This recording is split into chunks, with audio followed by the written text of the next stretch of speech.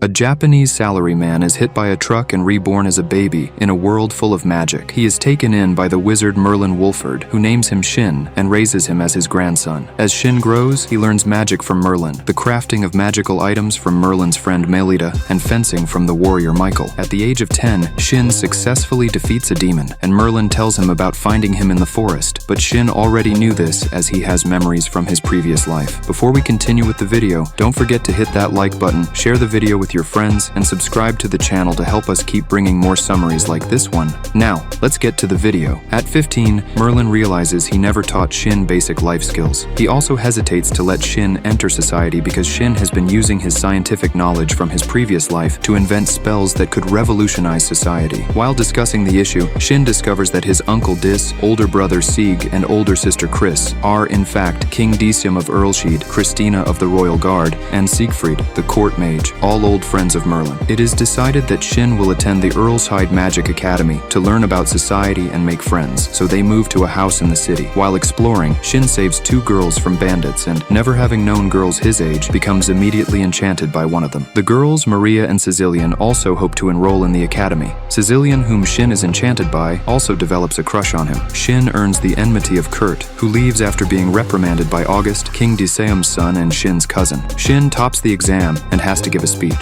Kurt is furious to find himself in Class A while Shin is in the higher Class S. Shin makes alterations to the protection spells on his academy uniform.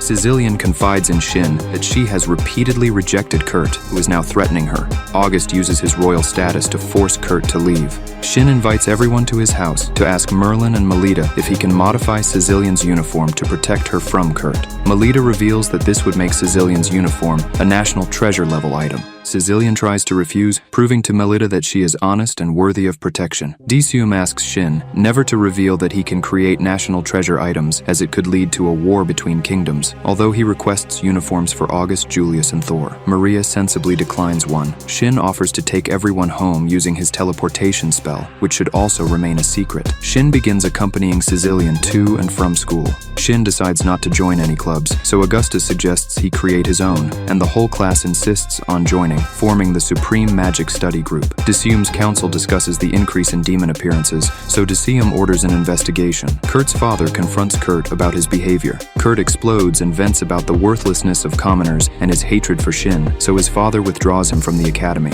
Augustus wonders why Kurt changed so radically, and Thor reveals that Kurt's behavior changed after visiting Mr. Strum, a blind exiled teacher from another kingdom. Strum visits Kurt and casts a spell on him. Shin accidentally reveals another secret when he tells his friends that he killed a demon at the age of 10. Shin suddenly feels the presence of a demon before Kurt appears and tries to kill them all, having transformed into a demonoid. Shin forces everyone else to flee, while he faces Kurt, hoping to destroy the demonic magic while sparing Kurt's life. However, when Kurt initiates a spell that would destroy the entire academy, Shin is forced to kill him by decapitating him. Augustus warns him that killing a demonoid will make him famous, and his life will be very difficult in the near future. Shin theorizes that Kurt was a victim of human experimentation.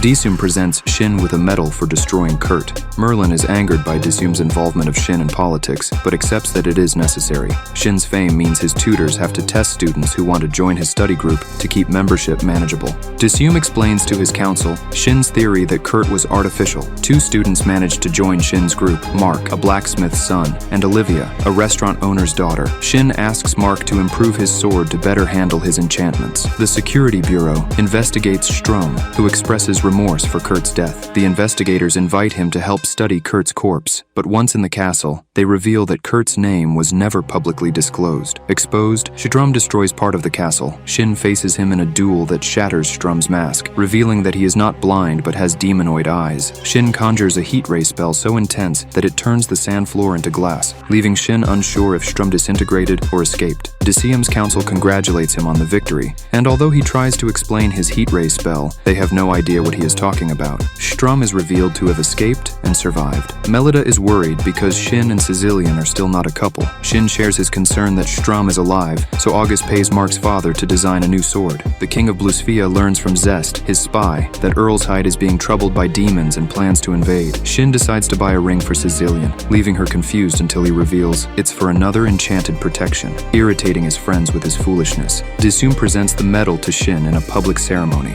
also promising that Shin will never be used in politics or war. Shin decides to help his friends evolve, but faces difficulties, as casting his spells requires an understanding of science that his friends do not possess. Strom and his subordinate Miria are shown secretly manipulating the king of Bluesphia. Shin's friends are inspired when Merlin explains that it is possible to learn Shin's spells, showing that he can now use Shin's teleportation spell. Shin picks up his new sword, which has a detachable blade for easy replacement if it breaks. August wonders if the design can be used by the army to reduce costs, especially with the war against Bluesphia approaching. Despite Dissim's promise, Shin decides he will join the war if necessary to protect his family and friends. Earlshide defeats the Bluesphia army. Strum kills the king and destroys Bluesphia, sending a message to the Dissim Council that he has destroyed Bluesphia and turned a dozen of its strongest mages into demonoids under his control.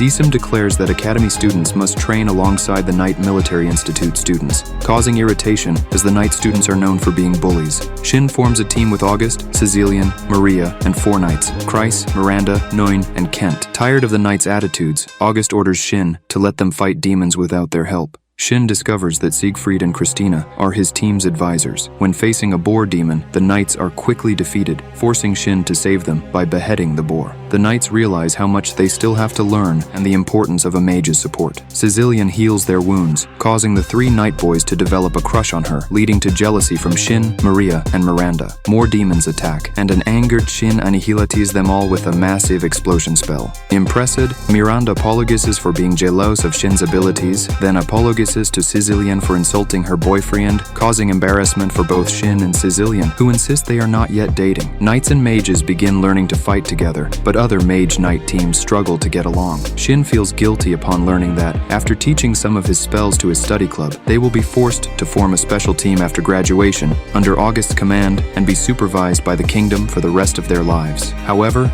the entire club is satisfied, seeing it as recognition of their skills and a guaranteed career. Days later, August informs them that much of Bluesphia has been destroyed, and even more demonoids have been created from its population. Suspecting Strom is behind this, Shin decides to subject the club members to a training camp during summer vacation, with Cecilian offering the use of a hot spring owned by her family. Merlin and Melita insist on going as supervisors, not trusting boys and girls together without adult supervision. At the resort, even Cecilian's family servants mock her about her future relationship with Shin.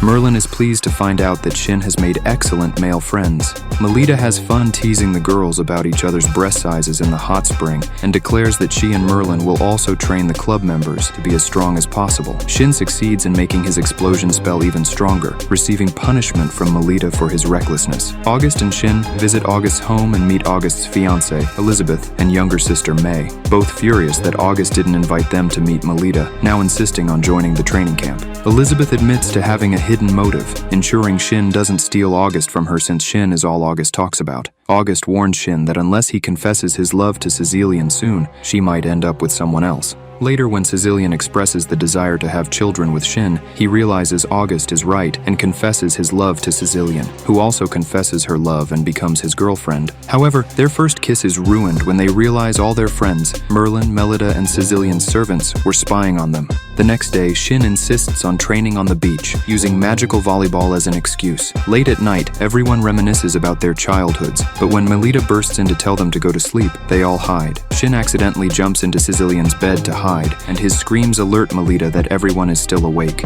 leading her to scold them mercilessly. Shin informs Cecilian's parents, Cecil and Eileen, that they are dating. Cecil is overjoyed, but Eileen warns him that Cecilian, being the daughter of a viscount, comes with expectations. Therefore, Shin agrees to become Cecilian's fiancé. Merlin invites Elizabeth and May to Shin's training. Elizabeth admits she cannot use magic, but May shows potential. Demons from Strom attack merchant caravans, disrupting food supplies in the countries. Shin invents a spell that allows him to fly, but once again, no one understands his explanation. Melita and Merlin explain to Cecilian's parents that Shin is not their biological grandson, but Cecil and Eileen reassure them, saying they accept Shin for his character, not his bloodline. Shin creates even more valuable clothes to protect the club members in their next demon hunt. As May feels excluded, he creates a magical device to allow her to communicate with them during the hunt, infuriating Melita for creating another device that alters society. Shin allows the club members to fight, proving they are now strong enough to kill demons without him. Shin and Cecilian attend a party to announce their engagement. Despite going through the formal engagement process, Shin waits until after the party to privately propose to Cecilian with an engagement ring. Strom completes his destruction of the empire by demonizing peasants who kill the nobility.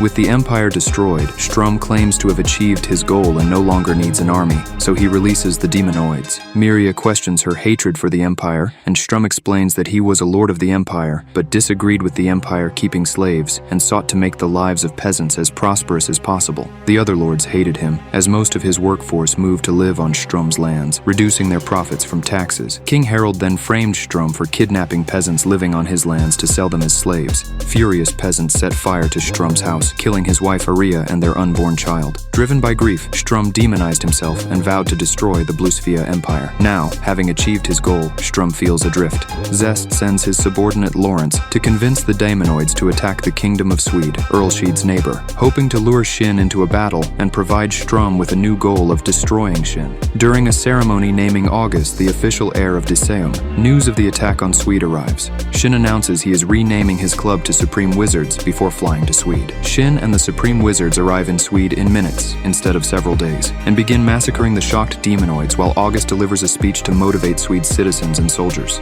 During the battle, the wizards make several discoveries. All demonoids are peasants from the destroyed Bluesvia Empire, somehow maintaining their sanity, and all harbor hatred for the nobility. Cecilian tends to the wounded. Lawrence secretly observes Shin and is amazed at his magical abilities, coming to believe that he may have no weaknesses that Strum can exploit. August and Maria face off against the demonoid leader, Fabro, and eventually defeat him, despite him using magical defensive items stolen from Swede soldiers. With over 100 demonoids dead, Lawrence is shocked not only by Shin's power, but also by the power of the Supreme Wizards. Nearby, Zest wonders if he should reconsider manipulating Strum to fight against Shin, uncertain if Strum would survive. Needing to save Lawrence and as many demonoids as possible, Zest seeks Miria's intervention. Strum, who always knew of Zest's plan, decides he might as well agree to it. With Miria as a distraction, Lawrence and the demonoids retreat. Cecilian fails to heal a man's injuries, but Shin invents a multi-step healing spell saving the man's life, and leaving August wondering how powerful Shin will become. August asks Swede to form an alliance with Earlshead in case any of the kingdoms is attacked. August and Shin decide to travel to as many kingdoms as possible to form alliances and enable Shin to teleport to any kingdom under attack. Diseum takes pride in August, seeking alliances with other kingdoms. Merlin and Melita ask Shin to keep August safe on his journey.